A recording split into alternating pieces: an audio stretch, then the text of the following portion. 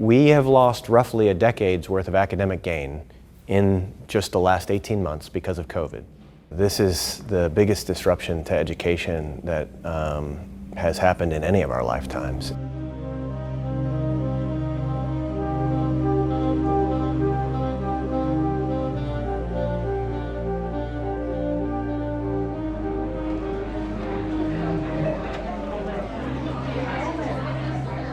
I wanted to give you an update on where we are broadly in public education, which I will say the last 2 years have been extraordinarily challenging for all aspects of our society, and public education perhaps most acutely, which you'll see in a moment. We talk about public education often in a variety of ways. We talk about our teachers, who of course are the lifebloods of our classroom. We talk about the operations of schools. We talk about a huge amount of inputs, things that go into making school what it is.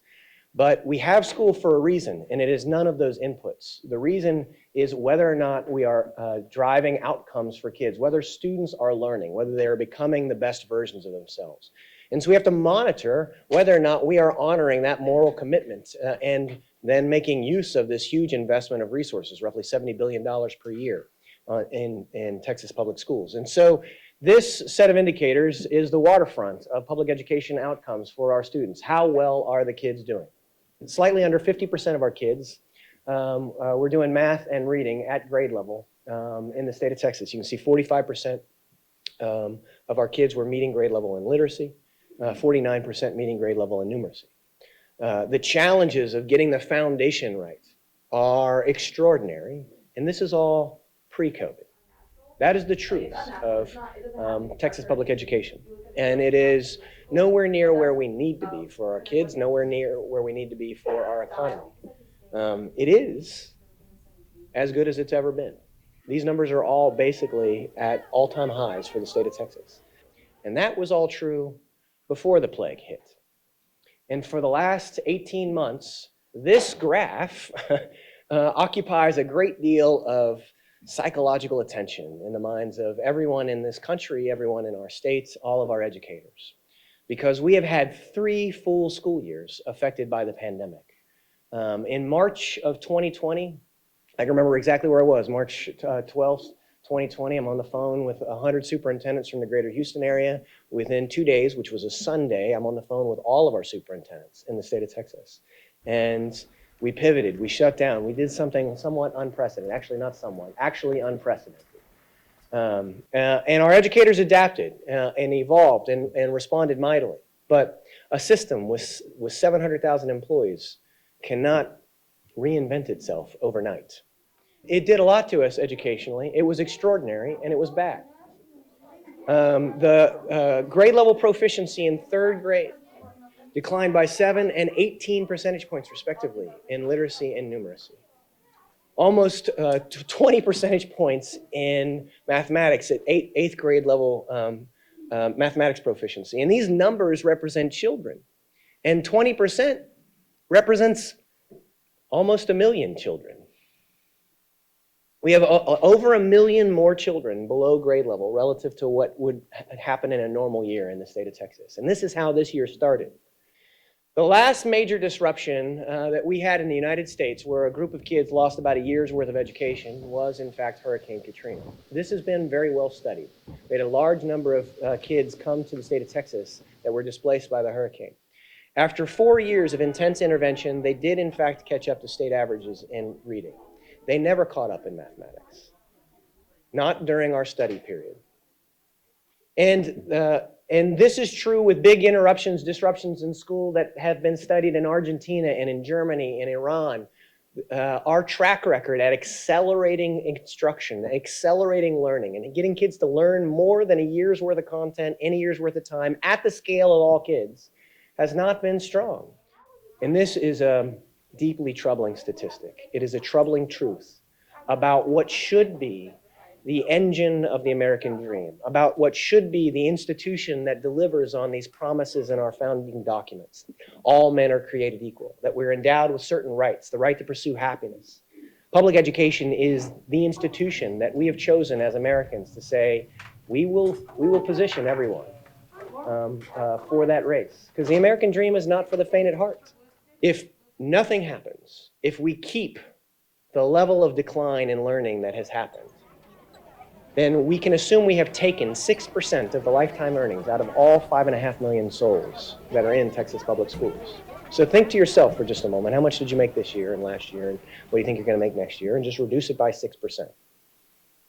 For the median American, that's $100,000 that will have been sucked out of their pocket. For us as an economy, when you think about the challenge of the chamber, the net present value of the reduction in gross domestic product for the state of Texas alone is $2 trillion. This is the largest problem facing the state of Texas. It is larger than every other problem that we face, probably combined.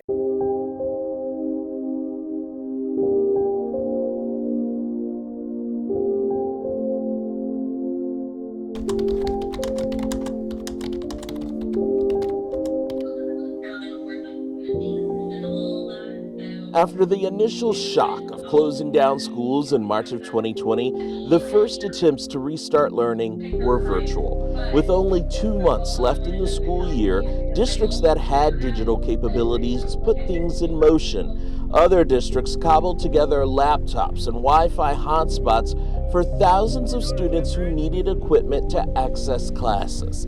In those districts with less resources, students used smartphones instead of laptops and borrowed broadband from fast food spots where they could find it. Some students simply went without. Summer came and went, and the pandemic raged on. Most school districts in Texas planned a delayed start date in hopes that the virus would subside. When that didn't happen, some districts attempted to reopen with CDC protocols in place.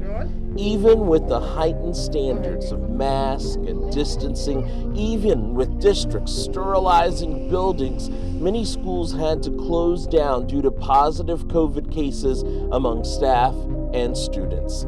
This hit or miss technique of opening and closing schools would continue for the next 4 semesters. The only viable option for most schools was to continue with virtual learning. Once again, some school districts in Texas scrambled to connect the more than 5.5 million students that would normally be walking their halls to some kind of virtual learning. There are many different opinions on how successful that was, and just what would be the future of virtual education in our schools. Last year I had 163 students in my class, on my roster.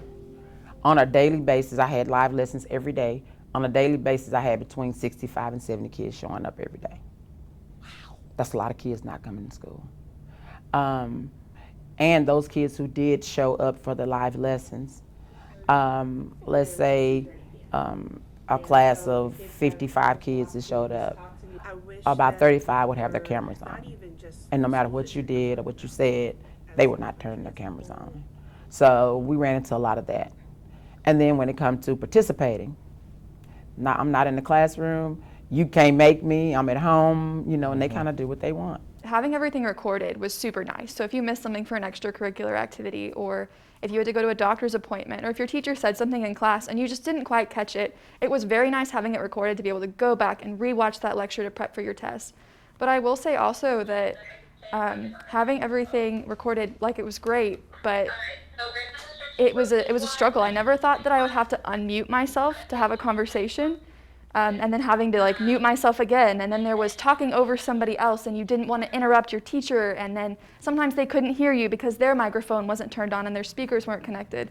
And that was a struggle, and so I think that was a big part of why students weren't as engaged, because it was awkward, I think, on both ends, and I think class participation decreased drastically as well.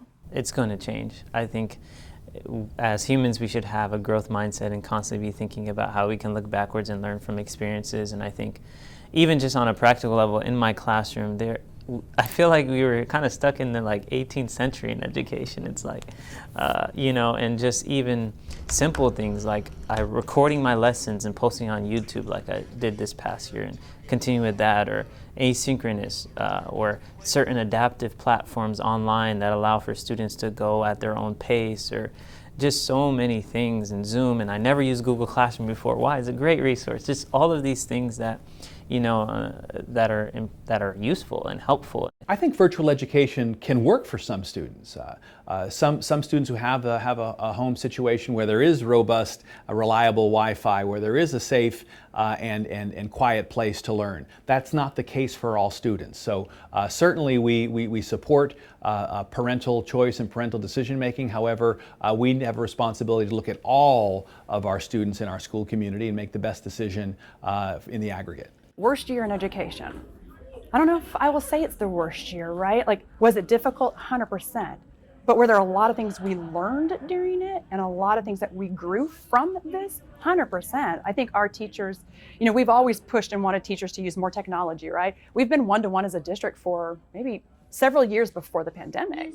And teachers weren't real sure how to use it with the kids. This year, they had a forced learning curve and they did amazing with using technology. So I do think, yes, it was hard, but there were some really good things that came out of it too. I studied Peter Senge a lot. He talked about when you stretch a rubber band, you get this creative tension. This is where we've been. The last thing we need to do is let that rubber band to go back to the old day.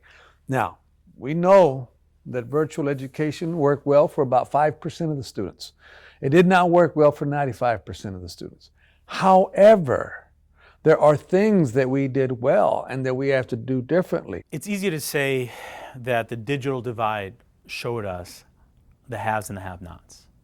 I'll tell you, when maybe 2-3 months into the pandemic, I had a conversation with a superintendent of a very wealthy district in Connecticut, just to check in, how are things going? And he said, you know, Miguel, thankfully we have good curriculum online. Every child has a device, brand new device. Every child has good broadband, and most of our children have a parent that can work from home. We're doing fine, thanks. That same day, I called the superintendent in a district that's less resourced. And I remember her telling me, 4 weeks out, I still haven't communicated with most of my kids. Communicated, not access to technology, not, lessons. I don't know where they are. So that's a vignette of what's happening across the country. Open our schools! Open our schools! We want choice! We want choice! Keep us safe! Keep us safe! Open our schools! Open our schools! Open our schools! It is clear from the recoveries that state mandates are no longer needed. They're either lying to us or they're just plain uninformed. As schools coped with closures and virtual learning, the battle to open back up classrooms continued. Tempers flared and communities ignited. Getting students back to in-person learning became a political game, with students right in the middle. Some state governors posturing for voters went head-to-head with district superintendents, threatening to withhold funds unless students are back in the building. Districts started holding emergency board meetings late into the night. Even parents were at odds with each other about mask mandates and returning to extracurricular and sporting events. And we just want our voices heard. We don't feel that our voices have been heard loud enough compared to the voices that do not want us to go back. What was lost in the noise is what's best for all children, as another school year was slowly ticking away and the academics occurring were less than the quality promised. It's so hot when you have to wear your mask the whole entire time. And my mom the whole entire time. Even when she talks. It's like, what the heck? I definitely want my parents and my students to know that they're going to be safe. And I want them to be able to trust that I am going to make sure when you send your child to school, I'm going to make sure that those protocols that have been put in place to keep your child safe, I'm going to abide by those. Because I'm sure that a lot of parents are concerned about that. I want the students and staff here to be comfortable. And if, for me personally, if putting on a mask makes them more comfortable, I want to do that.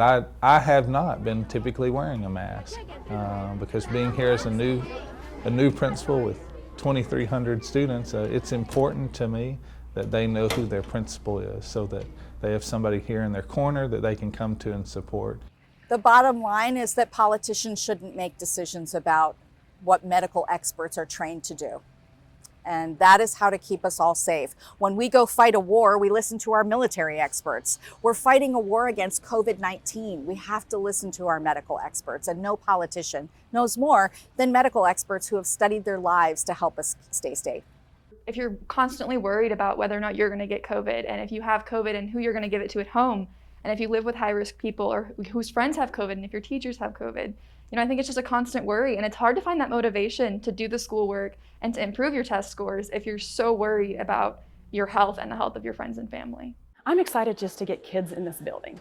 Last year we ran with maybe about 50% of our students here. It was almost too quiet. You'd never hear a high school principal say that, right, about a building. But it was. Your hallways were too quiet, your cafeteria was too quiet. So I'm looking forward to the noise. I'm looking forward to the life that kids bring to our school. So I'm excited to get kids back here. I would say that the political aspect of education, certainly recently, is much more visible and much more prevalent. But our responsibility is to cut through the noise and focus on preparing students for success academically, whether that means kindergarten readiness, or early literacy, early mathematics, or college and career preparedness. That's the job of an educator. I've been in this for 40-something years. I've been a superintendent for 27 years. And very seldom has it's become partisan. But all of a sudden, it has become partisan, And we deal with people's two most prized possessions, their dollars and their kids. And so everyone's going to have an opinion. I think the politicians in Austin and Washington need to move beyond this stuff, and where we don't get resources if a kid's not in person, or we can't force the families to come up here. We're doing everything to keep them safe, have high quality instruction. You heard all the different things we're trying with them. I went to a school on Monday. Every student and every teacher had a mask on the whole time I was there. And so our people are compliant. We'll do, even though we can't make them do it, they'll do the right thing. I think we need to have an urgency. I think every kid needs to be back in school. I think it was a mistake to close the schools. I've been advocating that we need to open schools up, get kids back in schools. And I can tell you, we had several months ago, we voted on a $1.9 trillion bill. It was called a COVID relief bill, although only about 9% of the bill was focused on healthcare spending for COVID. But during the course of that bill, I introduced an amendment. So Congress was appropriating tens of billions of dollars to go to schools. And at the time, more than half of the school kids in America were not attending school in person 5 days a week, which is an absolute disgrace. And so what my amendment said is very simple, which is if a school is open and it's educating kids 5 days a week, it should get the money, all the new money, the tens of billions of dollars Congress is spending, it should get every penny of it. But if it's not open, if it's not open, then the new money goes to parents, and it goes to parents in the form of a $10,000 scholarship per kid. So if your school isn't open, you ought to be able to go to a school that is. We have to be prepared to adapt to not only the pandemic, but to the culture around the pandemic. So your question really makes me think that part of the recovery is being nimble in communication strategy. I mean, you heard the president.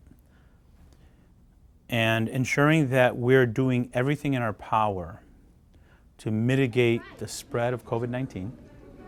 So you get your masks, your distance, better ventilation systems, vaccinations now, but also being able to adapt to what the concerns, fears, or wrong information that's being spread.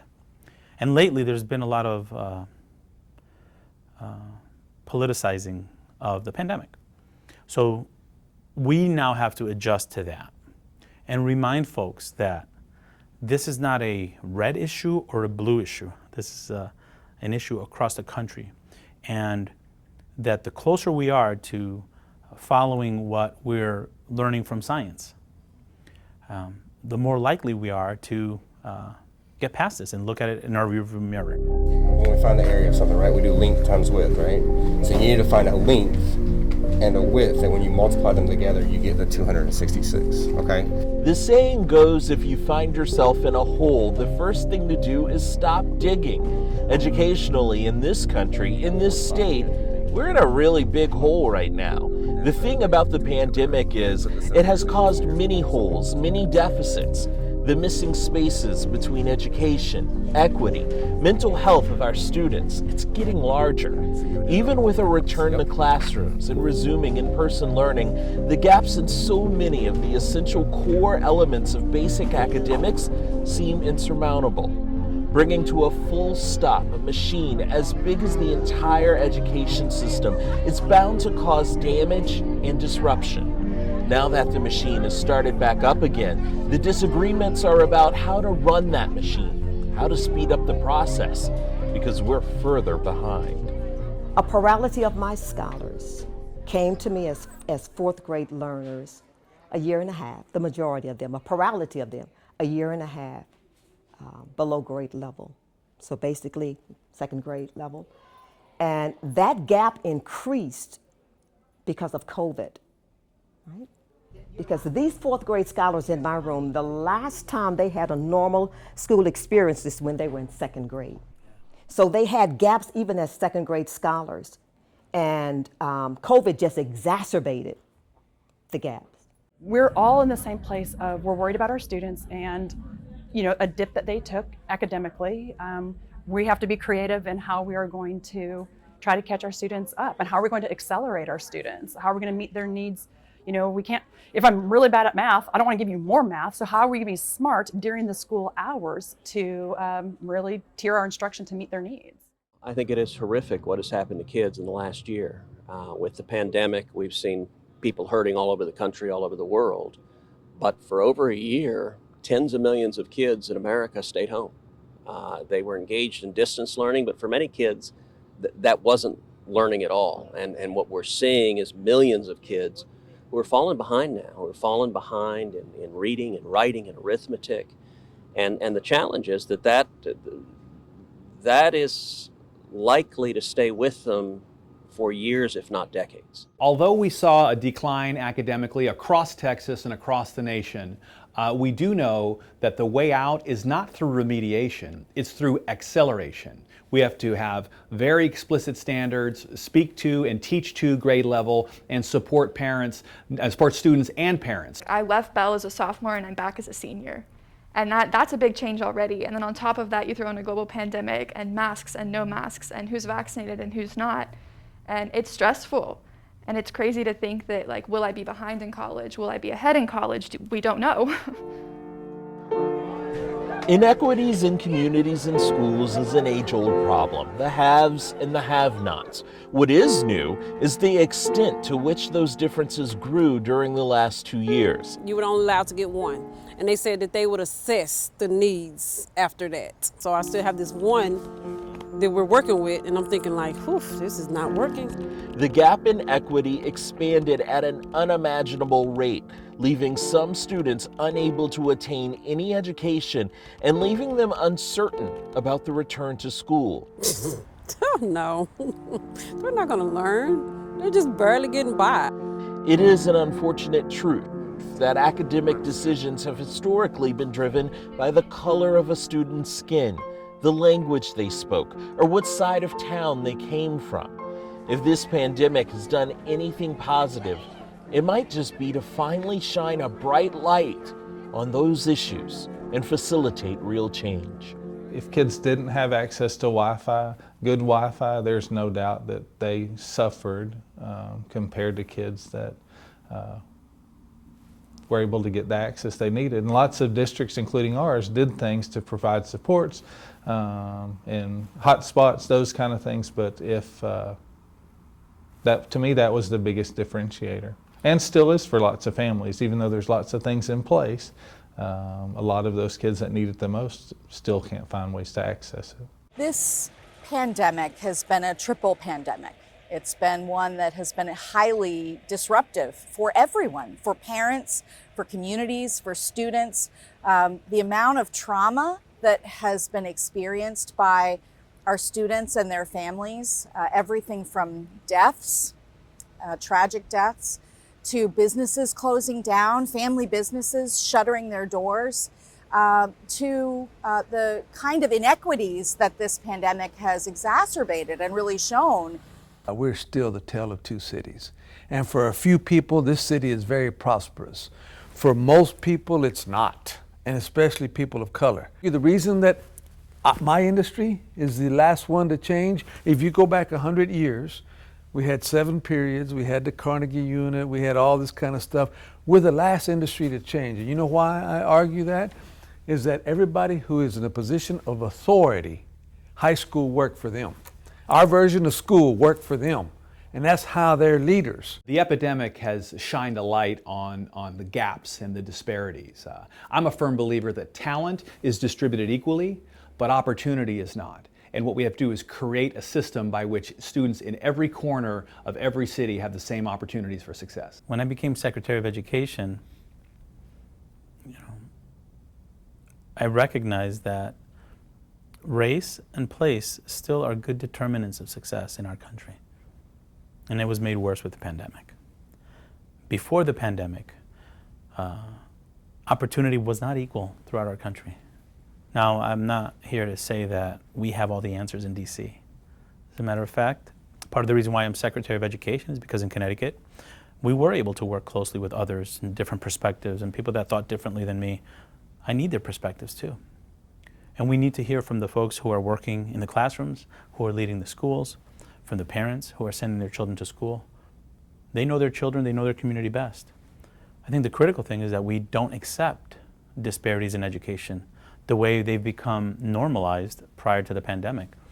I often use the term the normalization of failure, coined by Dr. Pedro Noguera, to talk about where we've gotten in education. I've been in education over 23 years, and this normalization that if you're either black or brown or in an urban setting, or if you're learning English as a second language because you already have a native language, that your outcomes are going to be less. That's unacceptable. We've become desensitized to that being an issue. The fact that some students have better access to college than other students across the country. So there are goals that were made stronger based on the outcomes of the pandemic, the disproportionate impact. Once you got that, write that password. Nearly 1 in 3 parents say their children's mental health is worse now than it was before the COVID-19 pandemic. The situation is serious enough for the Surgeon General of the United States to issue an advisory, and a recent study indicates that all 50 states in this country are failing to implement policies that would empower schools to act on these warning signs. The CDC reports that there were sharp increases in mental health-related issues for adolescents, and those are still going on. Most educators and administrators we talk to realize that COVID has affected children's mental health in a significant way, and that moving forward, the mental and social health of students will need to be a primary focus if all of the other gaps are to be closed. I think one of the biggest things is just to understand again that we've all had a crazy year, and that for them to have compassion and let us know that we see you, we're in the same boat you are, nobody's at their best right now, and that's okay. We are all struggling, and we're here to help you if you need it. They're whole beings, they're humans, they have emotions, and a lot of them have experienced trauma, have experienced loss, just like all of us around this table have experienced. And I think it's important that we address that. So even before the COVID pandemic, we had a mental health epidemic. And so really just thinking about how can we help support students holistically. You have to let the kids understand that you care more about just them learning your content. They need to know that you care about them as a whole. As you were saying, the whole child is important. And once those kids realize that you care enough about them and what they're doing and their social well-being, then you can get them to learn your content. They'll come on in and do that for you. While a lot is spoken about the academic gaps, our roadmap to reopening schools includes, as a big part of it, ensuring that the mental health and the social and emotional well-being of our students is at the forefront of our systems. In fact, we have an opportunity here to reorganize what our students' day looks like, to make sure that we're giving them the skills and the tools that they need to not only care for themselves and take care of how they're feeling and make sure they get support when they need it, but also how to engage appropriately with others. I talked to a first grade teacher who, in one of my visits, who said that she had to reorient her students on how to look to the side because they're used to looking at a screen. They don't even know how to look at their friends. That is a big part of the teacher training, teacher professional learning opportunities as they come back. And it really should be a bigger part of our schools. We have to serve the whole child. If there's anything we learned during this pandemic, is that we have to look at the child in totality. We have to make sure that they eat, we have to make sure that they feel cared for, and we have to make sure that they feel welcome. All students need to feel welcome in our schools. Not enough schools actually pay attention to and have the resources to serve students' social emotional needs. So it's not just about how are they doing on academic tests, how are they doing in their mental health, how are they doing in terms of their socialization skills? Are they experiencing joy, the joy of learning and fun in a classroom? That is just as important. And so the pandemic has been tragic, disruptive, but we can recover and we can do it together. I don't think we all know exactly how to get that piece right yet, or if we ever will, but we've got 3 priorities here as a school, and that's one of those 3 priorities, is really trying to develop a plan for supporting kids' social and emotional needs, and not just during a crisis or leading up to it, but the key is what do you do after it? So before we get started with our lesson, behind all of the anger, fear, and frustration through the pandemic, behind all the changes and rules and procedures, stood the teachers, trying to focus on the learning during the pandemic while we argued about everything else. As the pandemic carried on, victims of the virus became more evident outside the doctor's office. The toll that more than 2 years of dealing with a pandemic took on communities reached inside the classroom. Students, as well as teachers, showed signs of stress and anxiety at a level never seen before. One alarming statistic in Texas schools is that new first-year teachers are leaving at a rate of 50% each year. That kind of turnover is unsustainable in any business model. While much of the attention deservedly focused on the children, teachers too were feeling the strain of the long, drawn-out pandemic. After more than 3 school years of affected academics, the pressure of teaching through all that had occurred was really taking a toll. School districts were also facing early retirements and fewer students entering college to become educators. They were facing the realization that when schools finally returned to full-time in-person learning, the seat in the front of the classroom might very well be empty. Gotta be the best I can be. I love school, yeah. All right, here we go. In Texas, we have about 375,000 teachers statewide, and people who sign up to be teachers do so because they love children. And in the last year, our, army of angels has been, fraught with this, like, I know what I need to give to my kids, and then I know what kind of disruption is happening. And it's been a very challenging time. They are transforming eager young minds, taking these 3, 4, 5-year-old bundles of energy and turning them into self-aware members of the Republic. There is nothing more challenging than that work. Oh, good morning. Our teachers are incredible. They are working as hard as they possibly can. I've learned that many of them don't feel like they're being successful, and a lot of that has to do with because it's all so new. And so, them trying to find their comfort level and their stride when it doesn't feel and it doesn't look like it's looked like in the past. You put too much? Yeah.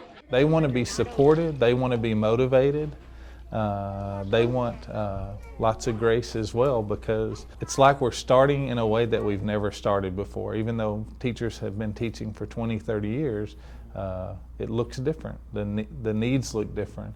And I think they just want to know that somebody's going to provide them a lot of grace. Somebody's going to have their back. Somebody's going to encourage them, keep them motivated. I want to support and protect our teachers. They are on the front lines and they are truly essential workers. We have to make sure that they feel appreciated, that they're safe, that they're protected, that they have the resources that they need.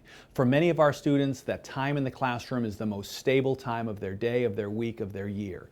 And investing in our teachers, particularly those who are serving students in the greatest need, I think is the most responsible thing we as a society can do. We also have to do something about the teacher shortage. We have to do something. This is a crisis.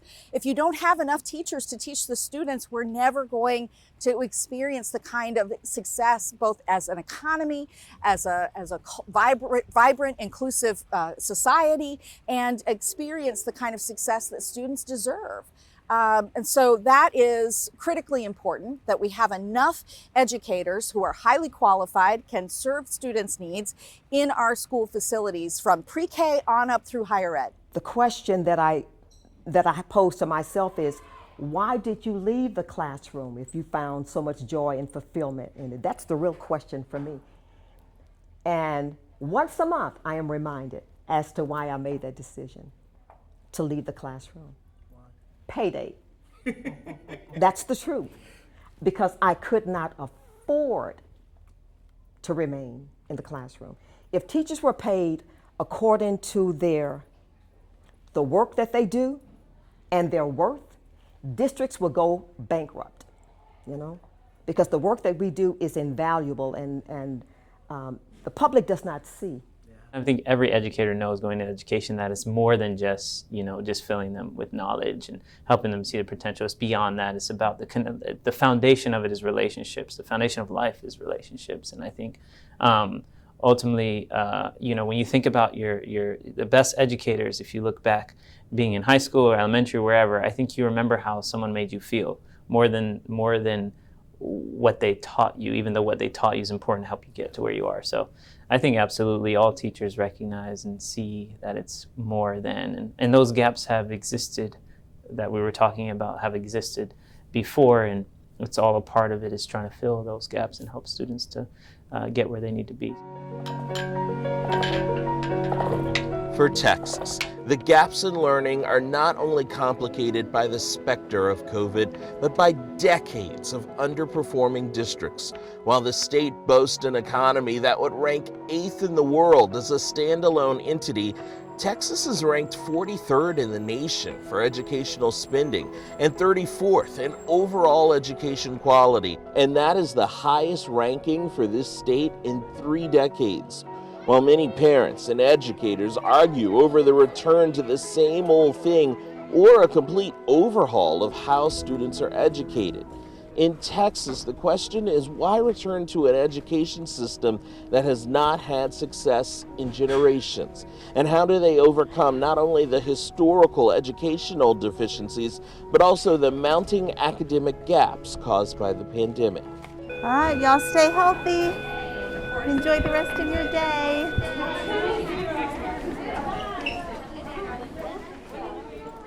We knew that there was going to be a tremendous academic regression, again, not only here in Texas, but across the nation. What we see, though, it's a new baseline.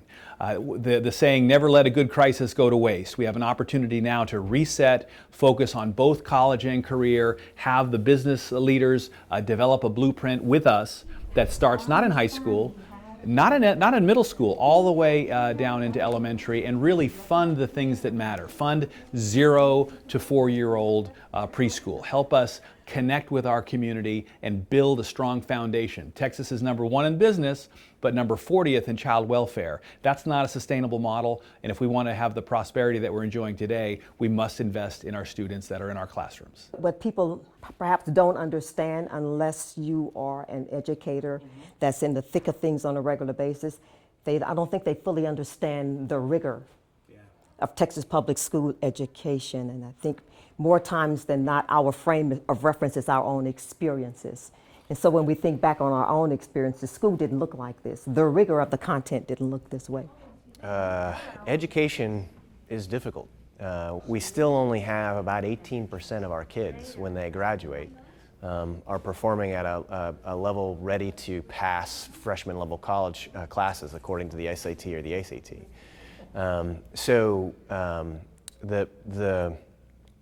One of the complicated things about that is, believe it or not, that number is better than it's ever been. I speak to people of a certain age, and they think, why can't it just be like it was, back when I was a kid? And we conveniently forget, like, the adult literacy level in this country in, say, the 60s and 70s was much lower than what it is today. We have seen 30 years of improvement in public education in Texas and improvement in outcomes for our kids. We haven't been growing fast enough. We haven't been improving the system fast enough for kids, and this has been a big challenge. Listen, I would say it's actually a mixed record on that front, because if you look at our demographics and our socioeconomic demographics, Texas is a land where we have lots of people that are climbing the economic ladder, and lots of people are just getting started. And so when you have people that are economically disadvantaged, that historically has proven a challenge in terms of education. And so I think it's not exactly right to measure Texas with a much more diverse socioeconomic makeup of its citizenry with other states that are much more homogenous. Go back and check your punctuation and look for commas, like in this passage you got a comma, that's great. For the first time in a long time, people are paying attention to schools, asking, what can we do better? How can we do better? It should be no surprise that nobody agrees on a clear way forward, but ideas on innovating and transforming education are surfacing like never before. Tonight, who's coming tonight to our event? Oh, awesome. As schools nationwide grapple with how to recover from pandemic-driven learning disruptions. Because R is about the strength of linearity. Accelerated learning is increasingly invoked as an effective way to address troubling academic gaps for students. Extended school days and calendars, summer programs, these are concepts promoted in the U.S. Department of Education and in many states' educational recovery plans. Ideas talked up by superintendents and school leaders is the only clear way forward.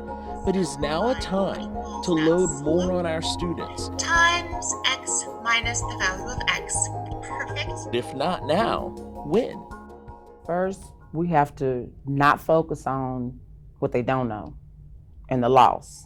I think we need to focus on what can we do now? Where do we start? And I would start by identifying where my kids are, so I'll know what they need, because I can't help them if I don't know where they are. So I would identify the needs of my students, because you'll have students in the classroom that was at live lessons, doing their lessons all year long, but then you have some kids in that classroom that did not show up for one lesson and missed a large portion of that school year. We've learned a lot of lessons. We're taking longer to solve some problems. We're listening to kids more than we've done in the recent past. We're supporting kids in ways that we haven't done. It ushered in technology, whether people were ready for it or weren't ready. Either it ushered that in a way that I think has positively affected what we're doing. But we've still got lots of lessons to learn. I think we're just beginning to learn what schools need to look like to be able to support kids. Our focus is not only in the classroom, but also in terms of social and emotional stability for students. They've been through a lot of trauma. Parent partnership and parental engagement, and again, investing in our communities. When I went to school to be a school teacher, I never thought I was going to be in charge of Wi-Fi for a city, and we have constructed 4 Wi-Fi towers in the zip codes in the greatest need. We're going to put up 8 more. We really understand that we're talking about the whole child and the whole community. I think we're poised to transform teaching and learning for America's students for the future. I think the lessons that we've learned through this pandemic are, first, educators are problem solvers. They are creative beyond measure. The amount of dedication and creativity and imagination that educators have used to make sure their kids get what they need, whether it's teaching through a glass window and driving to someone's home, or delivering a homework packet or hotspot, or whether it is teaching through a screen and doing something hybrid. The solutions and the lessons are there. And so I think we're poised to, if we sit down and listen to one another, and listen to everybody who's been engaged in the process of teaching and learning over the last 18 months, we're poised to come up with some amazing solutions. These kinds of changes are afoot, and schools are making these modifications all over the state of Texas to the benefit of our kids. That will cause us to get better faster than ever before. The problem is the backdrop of COVID has set us back at least a decade in terms of the amount of educational gain that we had otherwise obtained for our kids. And that's going to be a big challenge for us to address as a state over the next decade. We got to do all of those things if we're going to have a chance to get caught up, because the data is stark. Good morning. Things are urgent. Our hair needs to be on fire right now. If you're going to barely fix something, when are you going to get there? So sometimes you have to do something bold, and that's what this pandemic is forcing us to do. We got to do something different. I think this is our best chance ever to transform what education can be. We have to make the most of this moment. I wish we didn't have this pandemic, but we are where we are, and we have an opportunity to hit the reset button on so many things that didn't work in education. Shame on us if we don't take advantage of that.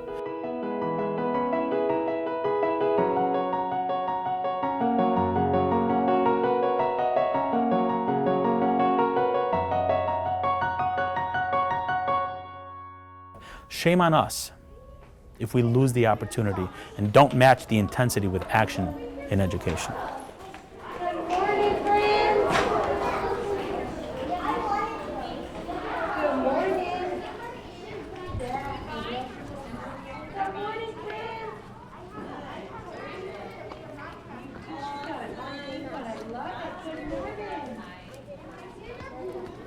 And I work at the school, so I get to see you all the time. Hi, Jude. Are you having a fun day so far, baby?